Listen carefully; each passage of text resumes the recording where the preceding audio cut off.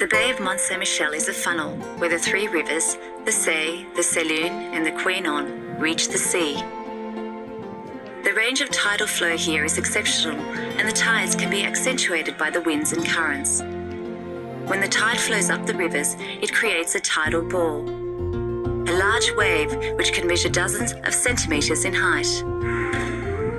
Tradition has it that the ball travels the speed of a galloping horse. This is an exaggeration, but the bay was dangerous for those who ventured out into it, and many people drowned or became stranded.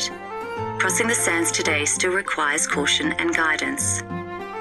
The sea retreats by up to 18 kilometers, exposing a large section of the coast, the foreshore. Its surface is made up of pitch sand, a mixture of mud and very fine sand. The sea deposits are layers of silt, which increases by around 3 millimeters per year. The resulting salt marsh meadows are ideal for grazing sheep. The bay is also a unique ecosystem beneficial to many fish, shellfish, crustaceans, and seabirds. Look up towards the bell tower and the neo-Gothic spire built by the architect Victor Petitgon. The spire, constructed in 1897, is topped by a gilded copper statue of the Archangel Saint Michael, made by the sculptor Fremier. The tip of the statue is 157 meters off the ground and was restored and regilded in 1987.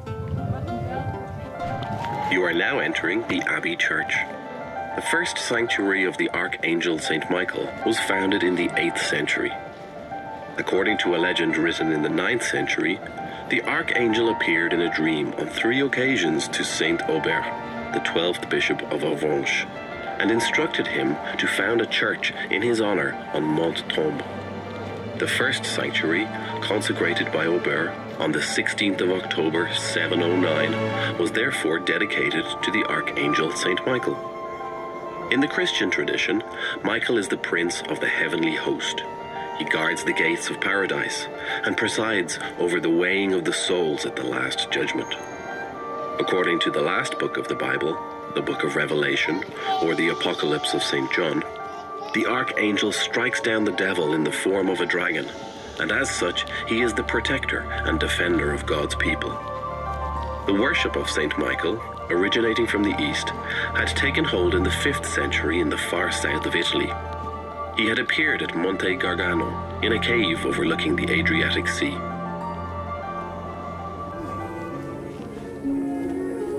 A masterpiece of Norman Gothic architecture, completed in 1228, the cloister marks the completion of La Merveille. This new Gothic monastery was built after Normandy was annexed to the Kingdom of France in 1204. Mont-Saint Michel had been besieged and burned by the Bretons, allies of the French King Philip II Augustus. The latter, conscious of the symbolic importance of the sanctuary of the Archangel, took the abbey under his protection and financed the reconstruction of the monastic building. The exterior wall of the West Gallery has 3 large openings that offer an impressive view outside.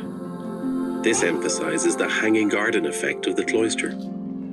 The cloister has 4 galleries with a light-paneled roof, surrounding a garden that was recreated in 1965. The interior wall comprises arcades in Caen stone, resting on thin columns originally in English Purbeck marble. Copied from the English architectural style, the 2 rows of offset columns ensure the stability of the galleries and create the illusion of a continuous circular space, as if suspended between the earth and the sky. Formerly adorned with colours and gildings, the sculpted decoration of the arcades largely comprises plant motifs and some religious figures, representing Christ, the Virgin Mary, St. Francis of Assisi, and others, which were defaced in the French Revolution. Built on a human scale, this cloister, open to the sky above, heralds the heavenly Jerusalem. In the 12th century, the abbot housed up to 60 monks.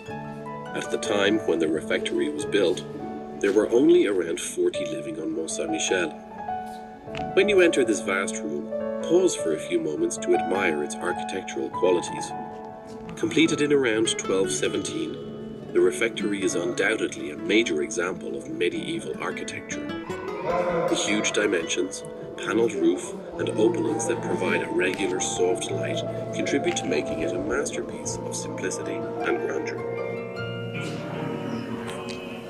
The Crypt des Gros Piliers, or Crypt of the Large Pillars, is built to the same plan as the choir.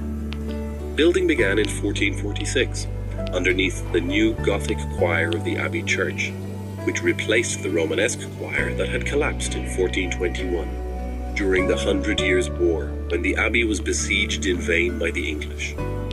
At the centre, thick cylindrical pillars are set in a semicircle and support the columns of the choir. These vast pillars, placed close together, each have a circumference of 5 meters. An oculus in the vaulting allows us to admire the ceiling vault of the choir, 30 meters up. The ribs of the vaults penetrate into the walls instead of connecting to capitals, demonstrating perfectly the mastery of the medieval stonecutters. The Crypt of St. Martin is accessible from the interior staircase. Situated outside the cloister, this crypt was probably used by pilgrims. It was dedicated to St. Martin, one of the most popular saints in France. The crypt served as the foundations of the southern arm of the abbey transept. It has a barrel vaulted ceiling with an impressive span of 9 meters. Reinforced in the middle by a transverse arch, the vault is supported by the rock on the north side and by a very thick wall on the south side to absorb the lateral force it exerts. A semi-domed, vaulted apsidal chapel opens onto the east side of the crypt. Small windows allow a little light to enter, weak but significant to highlight the majestic lines of the Romanesque arches. This very simple crypt, built in 1030 to 1040, has retained its authenticity, as it has not been modified since its construction. And this site served as both cemetery and ossuary. The bones had to be piled up against the walls to leave room for new graves. The huge wheel was installed for the prison in around 1820. A goods lift was operated by 6 prisoners walking inside the wheel. It was used to hoist up food and materials for use in the workshops. The Chapel of Saint Etienne was rebuilt in the 13th century, adjoining the staircase that led to the southern aisle of the church. It has an elegant cross-vaulted ceiling. Situated close to the monks' cemetery, it opened on the other side onto the hospital, which collapsed in 1818. It was used as a funerary chapel. A stone slab used for the last offices for the dead was placed under the shallow archway cut into the north wall of the chapel. Here, traces of painted decoration from the 13th century were still visible in the last century. The 15th century Pietà was donated in 1978 by the Association des Amis du Mont-Saint Michel. The modern altar, made by Yves-Marie Faudevaux, head architect for historic monuments, dates from 1979. It bears the Alpha and Omega, the first and last letters of the Greek alphabet, symbolizing God, who, according to the Bible, is the beginning and end of all things. On the west wall hangs the 13th century wall painting, discovered in 1979 in the ruins of the adjoining hospital. It depicts the Vie des trois morts et des trois vifs, a dialogue between the living and the dead. Since the 19th century, this space has been called the Salle des Chevaliers, the Knights' Hall, in memory of the Order of St. Michael, founded in 1469 by King Louis XI. The statutes of the order provided for an annual meeting of the King's Knights at Mont-Saint Michel, but in reality, the Knights never came. This vast room supports the cloister. It is subdivided into 4 parallel naves by 3 rows of sturdy columns.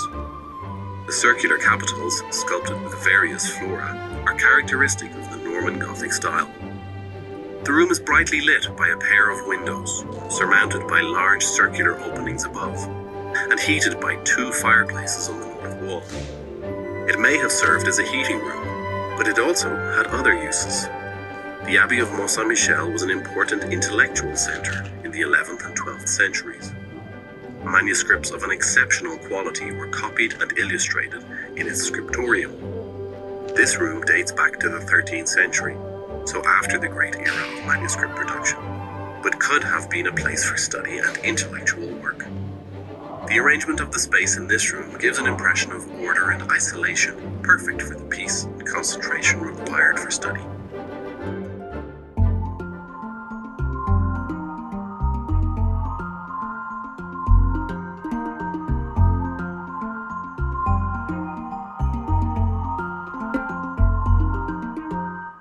Commentaries are identified by a headset logo and a number. To listen to the commentaries, simply key in that number on the keypad and press the green button.